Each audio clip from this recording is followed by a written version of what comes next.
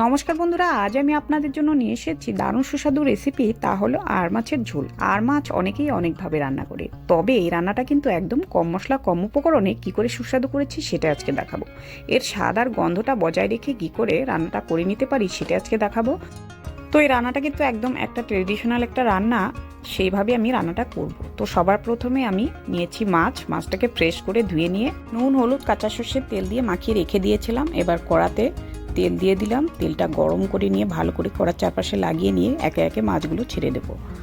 এবার এটা যেহেতু আর মাছ, সেজন্য কিন্তু আমি একটু ঢাকা দিয়ে নেব, যাতে করে মাছটা সেদ্ধ হয়ে না যায়। সেজন্য একটু ফাঁক রেখে কিন্তু আমাদের ঢাকনাটা দিয়ে নিতে হবে। এভাবে করে ঢাকনা খুলে এক পিঠ হয়ে গেলে অপর পিঠ উল্টে নিচ্ছি। তো মাছটা আমার উল্টে পাল্টে আবারও একটু ঢাকা দিয়ে নেব। তো আর মাছ কিন্তু একটু তেলের পরিমাণটা একটু কম রেখে কিন্তু ভেজে নিলে তেলটা গায়ে ছেটার সম্ভাবনাটা একটু কম করে থাকে। এভাবে করে ঢাকনা খুলে আবারও মাছটা আমি তুলে নিচ্ছি। এভাবে করে আর এক খুলে আমি দিয়ে নিলাম। একইভাবে আমি আবারও ঢাকনা দিয়ে দেব। তো এরকম করে করে কিন্তু আর মাছটা ভেজে নেবেন। এবার আমি মশলাটা বেটে নিলাম। কাঁচা লঙ্কা আদা মাছ ভাজা হতে হতে মশলাটাকে আমি রেডি করে নিলাম।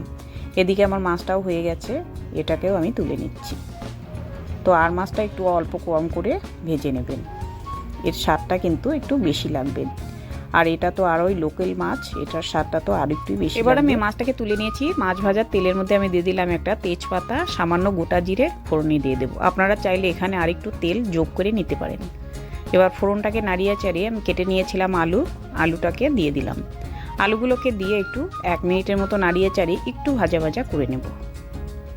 তো আমি কিন্তু এখানে নুন হলুদটা ব্যবহার করলাম না, আগেই আলুটাকে সামান্য নাড়াচাড়া করে একটু লাল করে ভেজে নিয়ে তারপর আমি বাটা মশলা দিয়ে নিলাম। কাঁচা লঙ্কা আর আদা বাটাটা রেডি করে রেখেছিলাম, সেটা দিয়ে একটু কষিয়ে নেব 1 মিনিটের মতো, যাতে করে এর কাঁচা গন্ধটা চলে যায়। এই পর্যায়ে করে আমি একটু 1 মিনিট করে কষিয়ে নেব। তো মশলাটা কিন্তু একটু নাড়িয়ে চাড়িয়ে ভালো মতো একটু কষিয়ে নিয়েছি, দেখতেই পাচ্ছেন।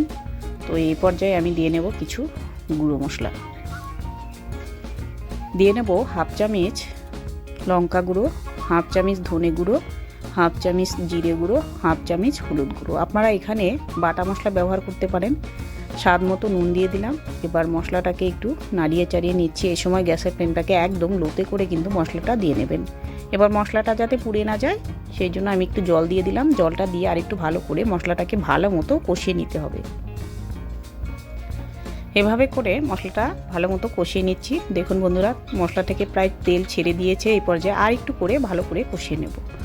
তো মশলা যতটা ভালো করে কষাবেন ততটাই কিন্তু ঝোলের স্বাদটাও বেশ ভালো লাগবে খেতে। তো বন্ধুরা, আমার ভালো মতো মশলাটা কষিয়ে নিয়ে তারপর কিন্তু ঝোল দিয়ে দিলাম। এবার ঝোলটা নাড়িয়ে চাড়িয়ে একটু ভালো মতো দেখে দেখে কিন্তু আমাদেরকে ঝোলের পরিমাণটা দিয়ে নিতে হবে। এভাবে করে আমি মাপ করে ঝোলটা দিয়ে নিলাম। আপনাদের পছন্দ মতো আপনারা ঝোলটা ব্যবহার করবেন। তো বন্ধুরা, এবার ঝোলটাকে ফুটিয়ে নেব। ঝোলটা ফুটিয়ে নেওয়ার পর তারপর কিন্তু আমি মাছটা দিয়ে দিচ্ছি।